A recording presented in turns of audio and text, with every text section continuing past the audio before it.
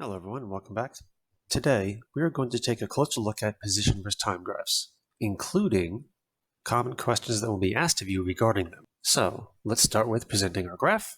This is going to be the data for our graph, and at the top we're going to have a little runner right here. We will call him Bob, and he will represent the object for our graph. Right now he's standing on a one-dimensional walking track with the positions marked in meters. Now if you notice from our data, Bob actually does not start at the 0 position like he's located in right here. He starts at the positive 10 meter mark. So we're going to take him and put him there. Now I have some questions set up, but before we get into that, let's do something a little more basic. Let's follow Bob's path. In other words, let's take a solid look at what this data represents.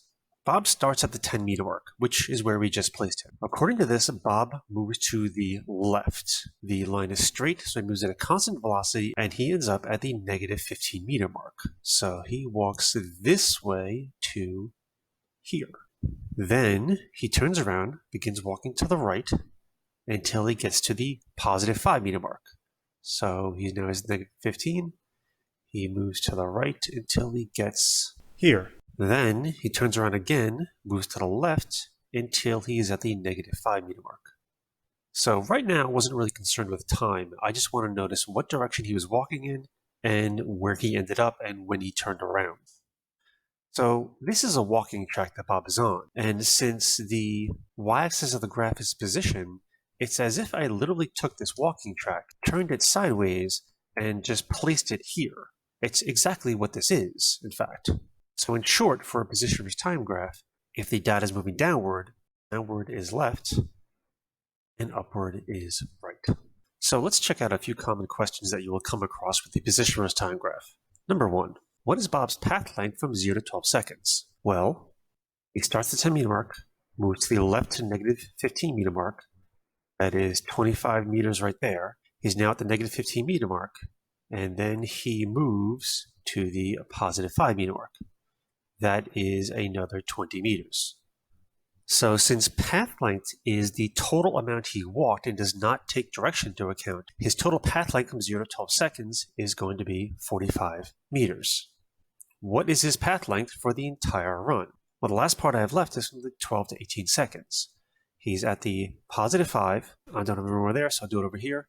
He goes from positive 5 meters to negative 5 meters, which is an addition of another 10 meters. Which means his total path length is 55 meters. So path length is the total amount he walked left and right. Next question. What is his displacement? So to start, what is Bob's displacement from 0 to 8 seconds? Well, from 0 to 8 seconds, he starts at the 10 meter mark, he ends up at the negative 15 meter mark. So in this case, since he did not change direction or anything, his displacement from 0 to 8 seconds and his path length from 0 to 8 seconds happens to be the same, except for one thing. Displacement takes direction into account, so his displacement is negative 25 meters. Here's another way you can do this mathematically.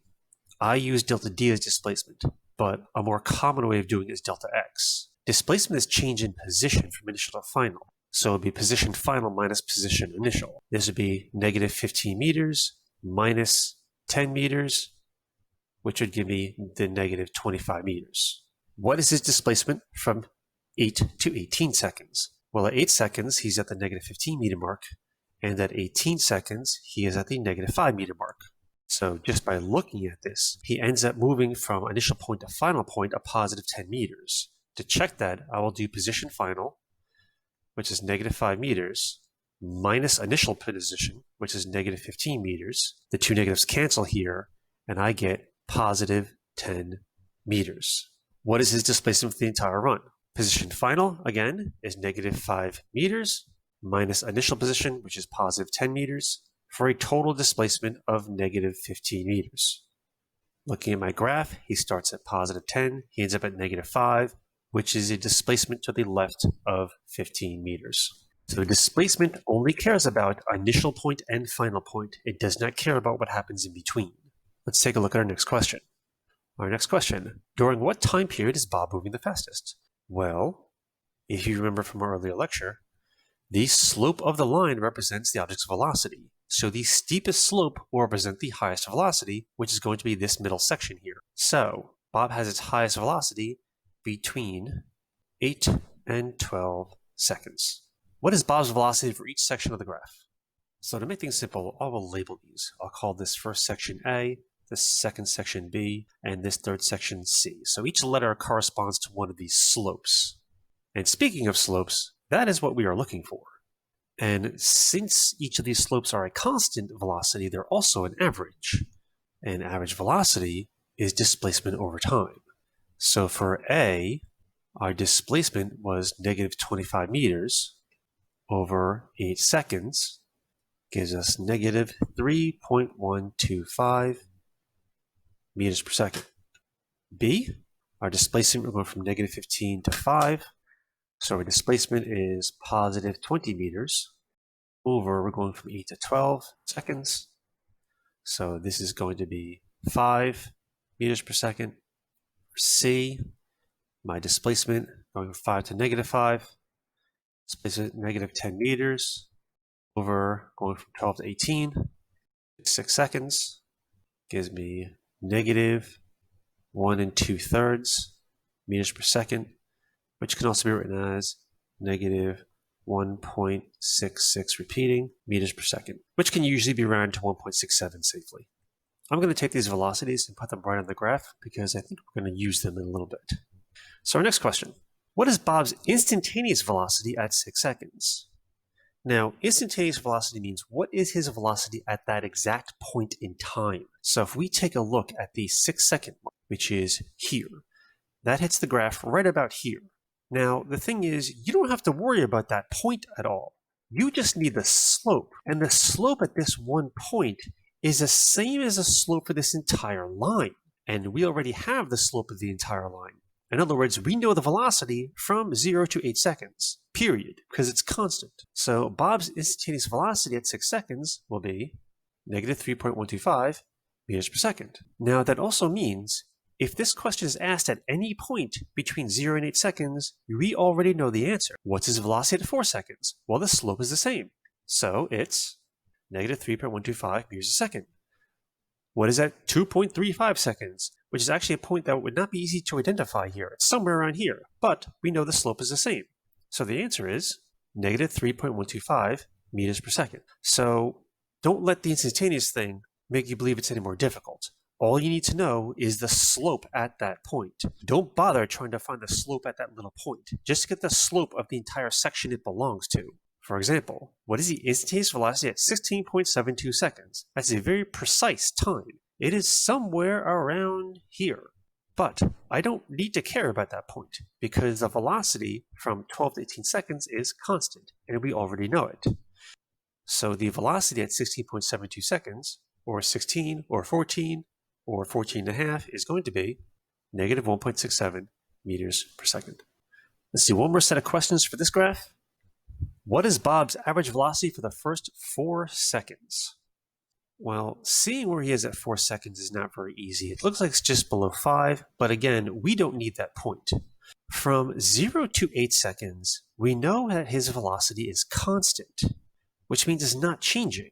So a constant velocity is also an average velocity, which means for the first 4 seconds, this slope is not changing, his velocity is constant, so his average velocity for the first 4 seconds is negative 3.125 meters per second.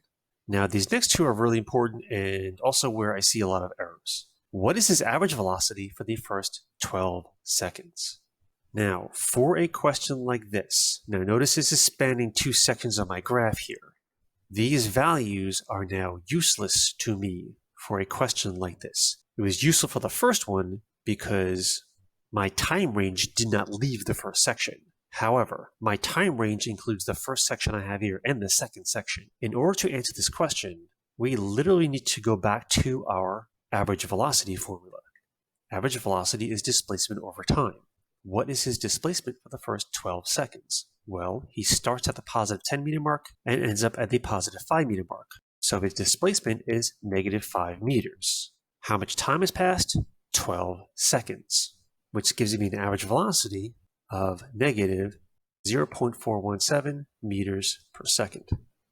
Even though he had a negative velocity at first and a positive velocity second, and if you notice, the positive velocity was larger but he had the negative velocity for a larger period of time.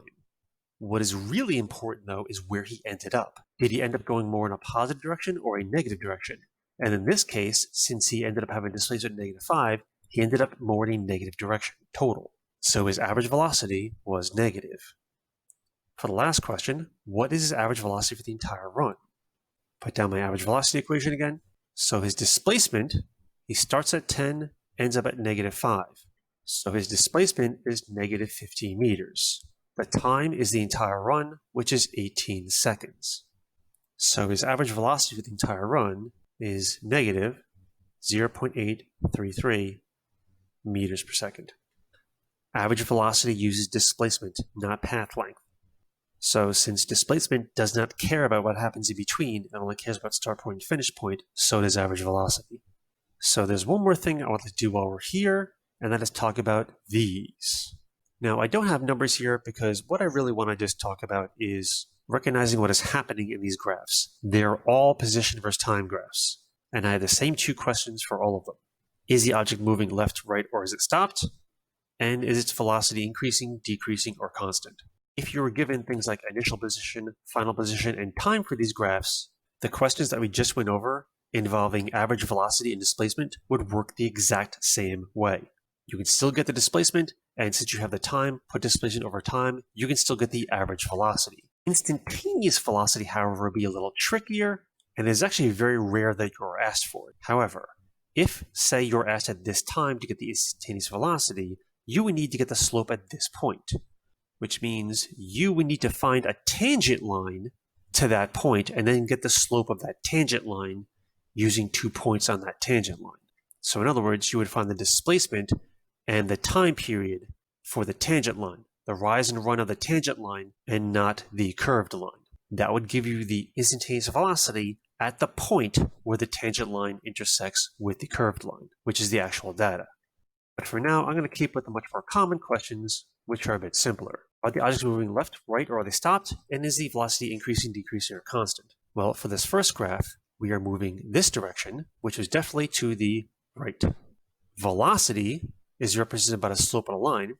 The slope of the line starts at 0 and increases, increases, increases, which means we have an increasing velocity here. This second graph, the object is also moving to the right, but in this case, the slope is decreasing, decreasing, decreasing, decreasing. So we have a decrease in velocity. This third one, object is moving to the left because the data is going downward, and we have an increasing slope here, is increasing in a negative direction, which means velocity is increasing in a negative direction. So we have an increase in velocity in a negative direction. This fourth one, we are also going to the left, only in this case, the slope is getting more shallow. So we have a decrease in velocity in the negative direction. So I want to do these curved ones because they're a little trickier. But just to round it out, this shape you are familiar with, it is moving to the right and is a constant velocity. This one is moving to the left at a constant velocity. And this one is stopped, so no velocity. So is this, and so is this. They are just at different positions. All right, I'll end this here. Have a good day. This is Mr. M, signing off.